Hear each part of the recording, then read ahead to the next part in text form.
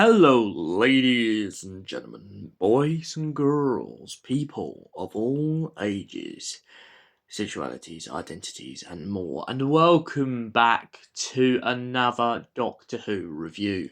Today's Doctor Who review is none other than the Home Guard. Now, before I get into this review, obviously, as many people know, there is a lot of controversy around this story and the actor involved, alongside many other stories that he has been in Big Finish. I'd just like to make it clear and apparent in the beginning of this, I absolutely disagree with everything he ever said. And yeah, I just want to get my point across with that.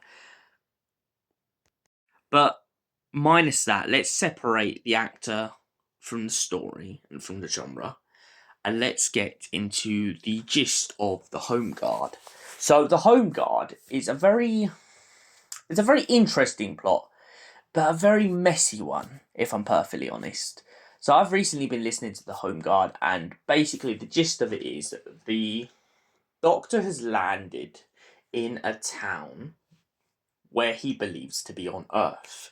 Him and his friends have been brainwashed into believing that they're part of some kind of military unit, and it turns out the Master has only manipulated them to do this because he wants them to get in a conflict and try and come to some kind of resolution over the local inhabitants and the humans that have landed on the planet and colonized part of it. The Doctor starts to suspect halfway through the story, of course, that there's a secret enemy spy, and he just can't quite cotton on who it is. Meanwhile, it turns out that miraculously, the Master has seemed to have hypnotized the Doctor's companions into becoming best buddies with him, trying to make them believe that the Doctor is evil. Now, I don't mind this plot. That idea of the Master making the Doctor seem evil is brilliant. But in this Home Guard story, the one big issue I have with it is this whole idea that the Master has to use a bit of technology for brainwashing. And the reason why I say this is because, to my knowledge, apologies, people can correct me in the comment section, but to my knowledge in Doctor Who, the Master has always used hypnotism through his own mind powers. So for him to have to use the device, to me, kind of feels like a really cheap way out of bringing hypnotism into the story. My second issue with this story, other than the hypnotism, which I can kind of let go, is the idea that they start fighting giant spiders miraculously out of nowhere. Like, the whole first half of this story is them landing, them going to the Doctor, them being tricked into believing there's an air raid going off, and then, just to put the candle on the cake, they go from all of this, the Master's plan slowly wibbling away and no longer happening, to the local inhabitants have sent giant spiders to fight a bunch of army militants on this planet that isn't Earth, but seems like Earth because it looks like Earth. Now, this all set aside, the one thing I did like with the mind control at one point in this story is I really did like the idea and the concept of what if the Master could warp someone's reality and mind into believing something that's not there. For instance, the air raid siren. Now, I think this is brilliant because, minus what I think of this story, I do like the idea that I believe this should be used in the TV show. We've seen many times when the Master's tried to get into the companion's head on TV, but we've never seen him, her, or them try and really grind the companions down by making them believe something that's not there. And that's what I thought was brilliant in this story, where the Master has kind of made the cheese to the mice, or mouses, or whatever. But he's basically given them the cheese and gone, right, go in there, and now he's kind of got them trapped in the cage. And I thought that was quite brilliant.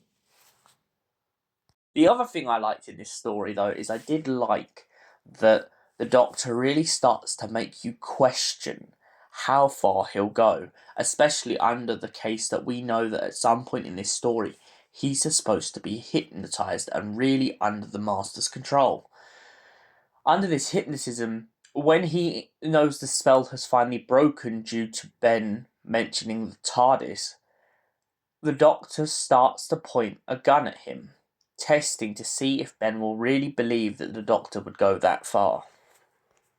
It turns out that the Doctor has been doing this as a trick, but has found another way to foil the Master's plan, but by doing something very stupid. The Doctor seems to have contacted the enemy for a ceasefire, and instead, going back into the point I said earlier, giant spiders have turned up in town, with an army massing all around. I will give this story another up, though, with one thing, is I really love Annika Wilkes' narration. I love how she kind of makes it succinct and really starts to help you see it from Polly's point of view as she describes the way that the Doctor acts and Polly acts and everyone acts in this story. Fraser Hines' performance as the Doctor is sensational in this story. I really do believe he is the second Doctor in this story.